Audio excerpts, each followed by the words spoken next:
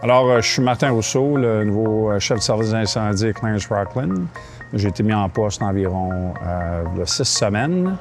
Mon bagage professionnel, essentiellement, vient de la Défense nationale, avec le service d'incendie de la Défense nationale et dans la gestion senior de la Défense nationale des dangers. Fait que bon an, environ 37 ans et demi de service. J'arrive dans ce beau poste-là avec une belle équipe, puis avec de l'énergie qui est déjà en place par la municipalité. C'est un honneur pour moi d'être ici. En très grande majorité du temps, il y a quelqu'un qui voit un incident, quel que soit. Dans ce cas-là, un incendie. Je pense que tout le monde connaît la procédure d'appeler le 911. Alors, cet appel-là va à un centre de répartition, normalement régionalement. Dans notre cas, Clarence-Rocklin, c'est Ottawa. À partir de là, le répartiteur prend l'information pertinente. Ça ressemble simple, mais c'est ces secondes-là laquelle que l'appelant donne l'information. À partir de ce moment-là, un très grand nombre de décisions sont prises. Si c'est un appel médical, incendie, un service combiné, à partir de ce moment-là, l'appel est redistribué, dans ce cas-là d'un incendie, à un service d'incendie local. Si on parle de la station 3, ce qu'on est aujourd'hui, alors on va dire un page, un appel est envoyé ici. À partir de ce moment-là, tout dépendant de la dotation qui est requise, encore là, est-ce que c'est un feu actif? Est-ce que c'est une odeur de fumée? Est-ce que c'est un feu de broussailles? Il y a déjà un plan d'intervention qui a été prédéterminé, tout dépendant de l'appel entrant et une répartition des ressources. Alors, une pompe incendie, une échelle aérienne, tout dépendant qu'est-ce que c'est. À partir de ce moment-là, l'équipe arrive en place. On a un pompier senior qui va faire une observation des lieux, tout en direction de l'incendie. Le pompier senior va demander de l'information au centre de répartition pour confirmer l'adresse, pour s'assurer que c'est les bons détails. Et c'est un processus d'observation et d'écoute tout au long jusqu'à temps que le pompier senior ou la pompe principale ou le chef arrive en place. Sur place, c'est toujours pas mal la même procédure. Alors, observation des lieux, prise en charge de la situation et distribution des tâches. Tout ça se fait en très peu de temps sur qu'est-ce que les pompiers peuvent observer. Si on parle d'un feu intérieur-extérieur déjà qui est pas mal entamé, les tactiques, les stratégies vont différer. Alors, est-ce que c'est un feu à l'intérieur au premier plancher qui est observé? Est-ce qu'on est capable de parler à un témoin ou au propriétaire, OK, le feu est à tel endroit? Ils vont poser quelques questions, puis à partir de ce moment-là, une réaction très rapide, l'équipe d'intervention pour l'interne vont faire l'intervention. Une chose qui n'est pas anodine, tout dépendant du temps de la journée. Alors, si on parle, c'est-tu dans la semaine? Est-ce que c'est une maison occupée? Est-ce que c'est le soir ou la nuit? L'intervention va vraiment être changée. Si on parle à 3 heures du matin, que c'est un voisin qui a appelé, alors la première chose que les pompiers vont penser, c'est d'aller ou dans les chambres pour faire le sauvetage. L'incendie en tant que tel est important, mais la priorité des services d'incendie, qui est toujours pas mal la même, c'est de sauver des vies. Alors, première recherche est faite et après ça, des interventions sont ajustées. Les défis et la plupart, comme la plupart des gens, quand c'est la première fois que tu rentres dans un bâtiment que tu n'as jamais été, c'est désorientant, right? Alors, tu connais pas ce bâtiment-là. Est-ce que c'est un bâtiment à 2 étages, 3 étages? Est-ce qu'un bâtiment à plusieurs fonctions différentes, les portes, l'accès au bâtiment rapidement? Est-ce qu'on voit un feu ou on ne voit pas de feu? Si on ne voit pas le feu, il faut prendre notre temps. Les services d'incendie ne vont pas commencer à briser les choses pour entrer dans un bâtiment. Il y a des choses qu'on ne pense pas toujours, tout dépendant des années du bâtiment. Est-ce que le feu fait rage, ça fait 20, 30, 40 minutes ou c'est simplement un début d'incendie? Aussi la distance. Alors, ça semble pas évident, mais transporter de l'équipement avec toi, les pompiers, la première intervention, la première équipe qui rentre, doivent prendre des décisions cruciales du début pour s'assurer que la recherche et le sauvetage est fait et aussi d'essayer de contrôler l'incident. Des fois, c'est la distance. Des fois, c'est la température dehors. Une journée comme aujourd'hui, c'est parfait. Mais une journée où est-ce que c'est tempête avec des vents vont grandement changer le niveau de difficulté. Est-ce qu'on a assez de pompiers pour cette intervention-là? Est-ce que du temps que l'appel est rentré au temps d'arriver, les conditions ont changé? Est-ce que c'est à la bonne information qui est rentrée du début? C'est toutes des choses qui sont prises en considération et qui changent littéralement à la seconde. Alors, les stratégies, comme j'expliquais tantôt, sont pas mal toujours la même. Appel, analyse rapide, déploiement des forces, quelles qu'elles soient. Imagine un scénario X. En arrivant sur les lieux, la priorité tactique, en grande majorité du temps, c'est une intervention offensive, avec toujours l'objectif de faire le sauvetage complet. Alors, c'est une recherche rapide et systématique de toutes les pièces pour s'assurer que personne n'est à l'intérieur. En général, une attaque offensive va être ça. En parallèle, si on a assez d'équipes, c'est d'essayer de contrôler l'incendie. Alors, les côtés techniques des choses qui viennent compliquer, si le feu s'est propagé premier, deuxième étage, entre les murs, dans la gouttière, puis là, je parle d'une maison unifamiliale. Est-ce que c'est des maisons en rangée? Va avoir un côté technique beaucoup plus demandant. Alors ça, c'est une approche offensive. Dans la même ordre d'idée, un bâtiment est déjà pleinement en feu, tout le monde était sorti, toutes les chambres, c'est très difficile de rentrer à l'intérieur. Alors, le chef d'incident va prendre probablement une stratégie défensive. Alors, qu'est-ce que ça veut dire? C'est que, vu qu'il n'y a peut-être pas grand-chose qu'on peut faire à l'intérieur du bâtiment, une des priorités, c'est toujours de sauver la propriété des gens. Alors, qu'est-ce qui est adjacent? Et aussi d'essayer de protéger qu'est-ce qui est à l'intérieur qui peut être sauvé. Au centre des incidents, des incendies, il y a toujours des gens qui perdent des choses. Alors, les pompiers sont hautement qualifiés, puis on garde ça dans notre tête qu'on veut sauver la propriété. Qu'est-ce qui peut être sauvé? Alors, l'attaque offensive ou défensive, ou durant une évolution d'un incident comme tel, tu peux avoir un changement de tactique. Alors, offensif, on sort, les conditions ont changé, on change notre plan, on essaie encore offensif, ça fonctionne, bravo, ça fonctionne pas, parce que les éléments ne nous aident pas, les choses ont changé, on va défensif, pour essayer de protéger l'externe, on appelle ça les exposures. Qu'est-ce qui est exposé? Des choses qui ont changé dans les dernières années sont l'accès aux technologies. Autrefois, on demandait aux personnes, d'ailleurs, c'est les mêmes approches, s'ils sont coincés entre la fumée, première des choses, d'essayer de sortir toujours se tenir bas. Si, par leur jugement, ne sont pas capables de toucher à une porte, une poignée en tant que telle avec le dos, la main, voir si la porte est chaude. La porte est chaude, on recommande de ne pas sortir. Essayer de tenir les sources à laquelle que la fumée pourrait rentrer.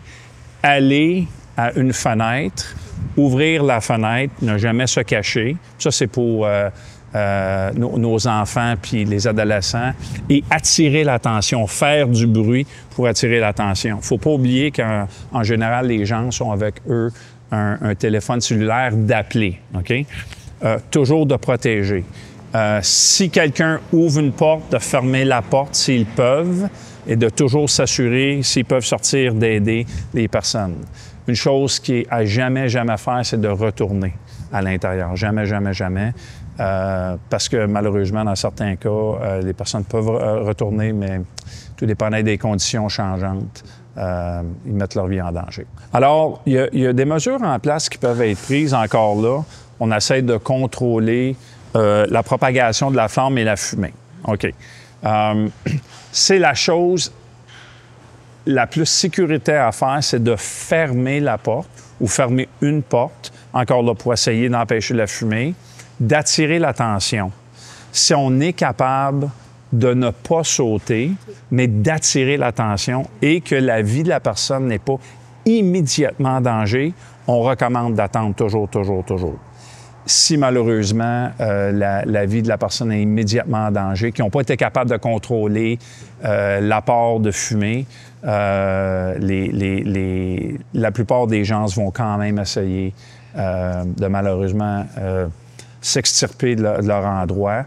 On demande toujours de rester calme dans ces moments-là. La grande majorité du temps où est-ce que la porte est fermée, l'incident est contrôlé, les gens ne savent pas, mais la plupart du temps, la plupart des portes vont donner au minimum 30 à 40 minutes de protection, même si la poignée est chaude, pour donner la chance aux intervenants de sauver. Fait que, essayer de se protéger. Il existe aussi sur le marché, tout dépendant à quel niveau, là, des accessoires à laquelle quelqu'un, comme des échelles de cordes déjà commercialisées qui peuvent être utilisées. Mais ça, il faut faire vraiment attention. En moment de panique, les gens peuvent se faire mal. Fait que, on recommande toujours de contrôler qu'est-ce que vous pouvez contrôler, se tourner le plus bas possible, de communiquer où c'est pas possible, d'ouvrir et d'attirer l'attention. Faites du bruit. Comme j'expliquais tantôt, les intervenants, le chef aux opérations, va toujours faire le tour de la maison. Toujours, toujours, toujours, pour avoir les conditions et préparer l'attaque en conséquence. Et dans ce cas-là, on pourrait avoir une équipe qui irait avec une échelle ou directement à la source pour aller sauver la personne. Il y a plusieurs autres étapes suivant le contrôle. Alors, allons directement à l'extinction de l'incident. Alors, l'incident est sous contrôle. Il y a plusieurs autres choses qui doivent être faites. Alors, en général, le service d'incendie s'en va pas juste comme ça, suivant ça. Il y a un retour de la propriété à une tierce partie ou au propriétaire ou à un service connexe. Ça peut être un service de sécurité, ça peut être n'importe qui. Si, en général, il y a une inspection de l'incendie qui est faite, tout dépendant de la nature, si on a une soupçon c'est criminel, la scène va tourner à la police locale. Le service d'incendie va assister la police locale. Si c'est un incident, malheureusement, un accident, alors le rapport incendie va être fait. Au travers de ça, il y a beaucoup de déblaiement qui est fait. Déblaiement, alors, malheureusement, il faut ouvrir des murs et s'assurer que le feu n'a pas été dans des endroits qu'on l'a vraiment éteint complètement. Pendant que ça s'est fait, en général, les occupants, le service d'incendie ou un service de support municipal ou connexe vont prendre en charge les occupants. Si le bâtiment ne peut pas être réhabité, il y a déjà des mesures en place pour s'assurer que les occupants ont une place à coucher, par exemple, ou qu'ils ont accès à leurs choses personnelles. Il y a plusieurs petits facteurs qui prennent en ligne de compte. La chose qui est importante de faire est ne pas juger de la situation. Au centre de ces événements-là, il y a toujours des personnes, il y a des victimes. L'empathie doit être, j'imagine, en tout temps, faire partie de l'être humain avec des gens qui souffrent. Alors, porter des commentaires ou avoir déjà une équipe préconçue, comment que ça s'est passé, qu'est-ce qui s'est passé, qu'est-ce qui va arriver, c'est peut-être un petit peu déplacé. S'il y a quelqu'un qui a observé le déroulement à comment l'incendie part commence, ils ont observé des choses qui sont peut-être hors de l'ordinaire. C'est toujours important de contacter le service de police ou le service d'incendie pour de donner un témoignage aux investigateurs de l'incendie. Les investigateurs travaillent avec le après. Pour aider à reconstruire la scène, ça prend du durant et du avant. Alors, les personnes qui vont peut-être avoir observé l'incident, ça semble des fois anodin, mais de passer l'information nous aide à remettre le puzzle ensemble et élucider des fois une petite pièce du puzzle. Alors, la prévention devrait être la première chose en ligne. Alors, de regarder si on a, par exemple, des produits inflammables. On a-tu une surcharge de produits inflammables qui est bon an, mal an partout dans la maison? Les sortir dehors. Jamais, comme par exemple, avoir des contenants de propane, des bouteilles de propane dans la maison. Toujours à l'extérieur. De ne pas surcharger nos appareils électroniques au lithium. Si on achète de la nouvelle technologie, de s'assurer qu'elle est homologuée au niveau canadien d'une compagnie qui est reconnue, de s'assurer que les flammes à air ouverte ne sont pas sans pardonnez-moi, les chandelles, les petits brûleurs, jamais être sans supervision.